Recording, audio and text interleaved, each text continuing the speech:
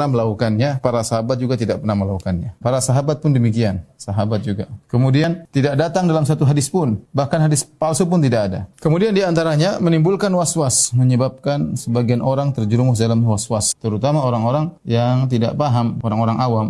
Sebagian tatkala kita sedang bersafar di tempat bersafar, ada yang bertanya, dia mau sholat jamak qashar, dia bingung niatnya bagaimana. Dia tanya, dia bingung. Orang awam menyangka bahwasanya kalau tidak melafalkan niat tidak sah. Padahal mazhab Syafi'i yang mu'tamad atau yang dijadikan patokan adalah mustahab, bukan wajib. Yang wajib ini keliru. Tapi karena orang awam tidak ngerti, dia menganggap harus mengucapkan lafal niat. Kalau tidak melafalkan niat tidak boleh sholat. Maka dia bingung ketika dia mau sholat jamak qashar, bingung dia bagaimana cara melafalkannya. Padahal yang benar bahwasanya niat cukup di hati. Oleh karenanya kita katakan pendapat yang benar adalah bahwasanya melafalkan niat tidak disyariatkan, cukup ada di hati, ya. Lagi pula para ulama sepakat kalau terjadi perbedaan antara lisan dengan hati, mana yang menjadi patokan? Menjadi patokan hati. Misalnya seorang niat salat zuhur, kemudian dia usolli fardhu asar, dia salah ngomong, dia bilang aku berniat salat asar, Allahu akbar. Ternyata dia salat zuhur, yang jadi patokan lisannya atau hatinya? Yang jadi patokan adalah hatinya. Sehingga dengan ini semua tidak perlu kita melafalkan niat, tidak perlu kita melafalkan niat. Tetapi saya katakan ini masalah khilafiyah. Kalau ada saudara-saudara kita dari